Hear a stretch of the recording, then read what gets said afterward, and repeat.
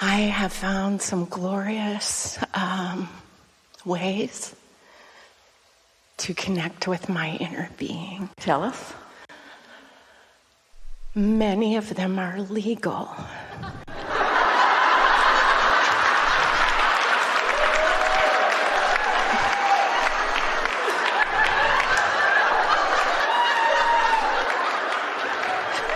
Don't tell us.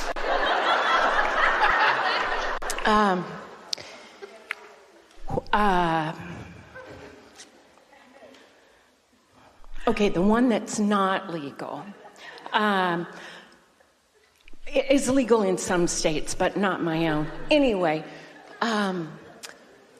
just a little bit, and my vibration raises to a point where I feel like I am just so connected with everything, and it's so beautiful and glorious. And my life's good. I don't feel like I'm trying to escape anything. It just feels so yummy to be so close to Source. And then there's the other side of that stick. Which is? Jail. No.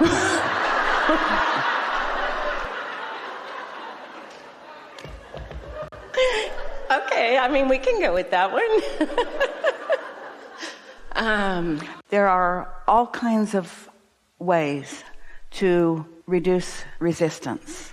And participating in something that really reduces your focus and reduces your attention to anything. You could say it's a bit like meditation in that it quiets your mind and, in the absence of resistance, allows your vibration to rise.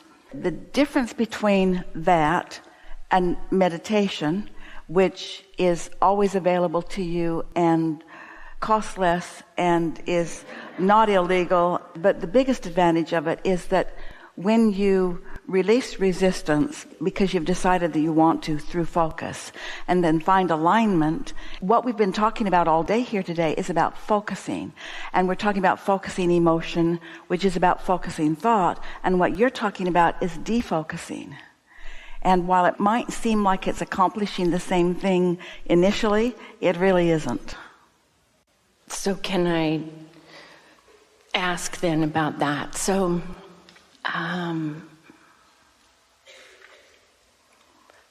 it seems like the focusing and the creating, Well, you're right about that, because what you're wanting to say to us is that there's a step 1, which is the asking, and then there's a step 2, which is Source answering, and then there's a step 3, which is you just chilling and allowing what you've asked for to come about. And so are you asking, isn't this an effective step 3 experience? It would be, except that in your detached state, there's a connection missing in that. So I think what I was going to say was,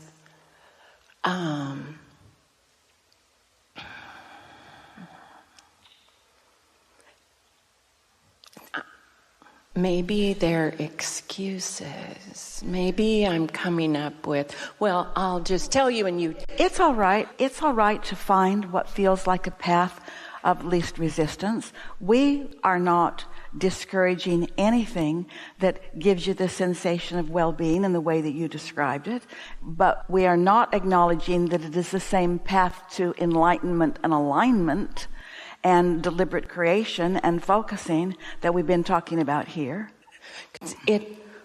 When the heart opens and,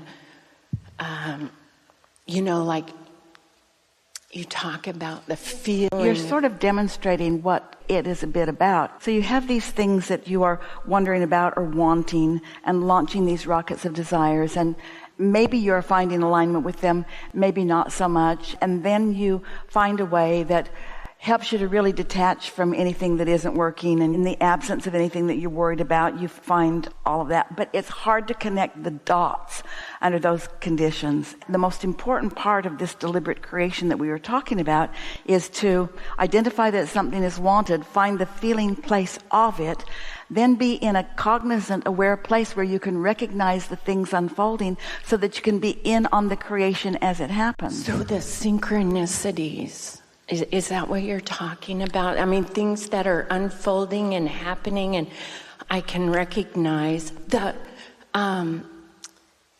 you get kind of like a download from... Jerry described to Esther one time when they first came together, a friend of his, that they were at an outside concert venue, and they were on a lawn. It was in the Bay Area, and his friend had ingested in some way something.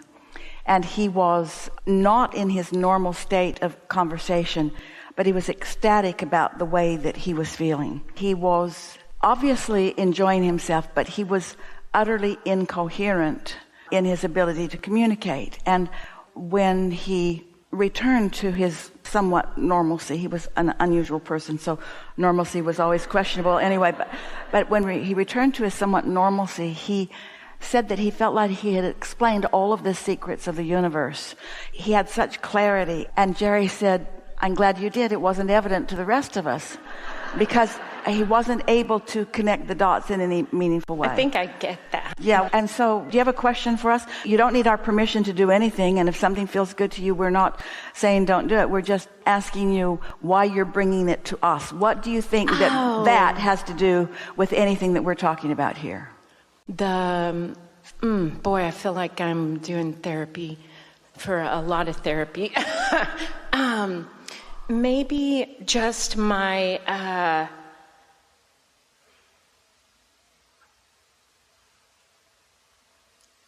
desire to find that connection. It's strong. With source. It is strong. It's so strong. See, we've talked about without a substance. Well, it's way better without, in the sense that early on someone was offering some crystals, some big crystals, some crystals to Esther.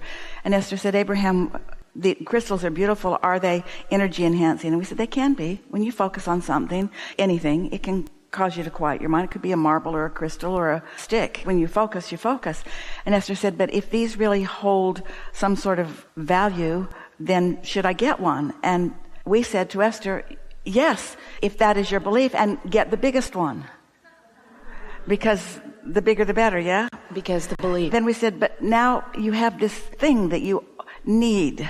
It's like calibrating to something other than vibrationally calibrating to who you are. And that's sort of what you're getting at. Also, the reason that we thought it was a good idea to have this conversation, we're appreciating it, is because we're talking about focusing emotion, we're talking about focusing energy, we're talking about focusing thoughts. And we've kind of been at two extremes here today in really obvious ways.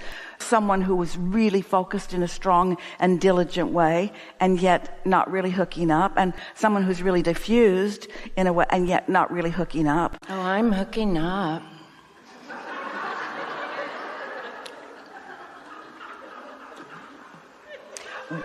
Well, and I don't mean that to be funny.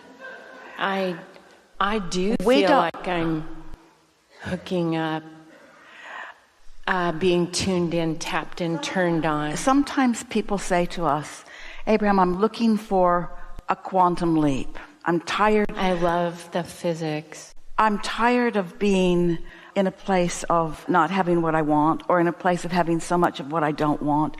And I've been doing the processes, and I've been reading, and I want something to happen quickly."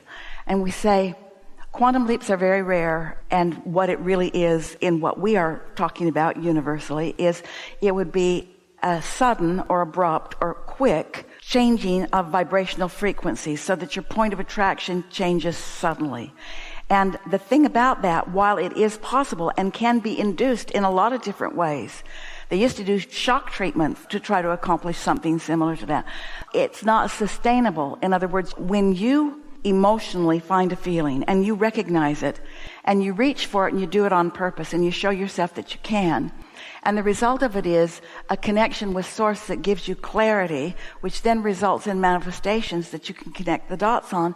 That is something that is known to you now. It is manageable and sustainable and applicable in all kinds of situations. But when something that you have ingested or imbibed in some way is the reason for the change in, then there's no momentum that ever gathers from that, which means it is required to feel that way to keep participating in the same thing. And that's where the addiction comes in, and that's where that's not sustainable. That's where the cell's adjustment to it comes in. That's why we're never pushing against anything, but we do not recommend it as the means to the alignment that you're seeking. It falls into the category maybe of stepping for a moment into the shade, and we encourage that. You get what we're talking about. I do. Yeah. I do. Really good. Really good. Thank you. Yeah.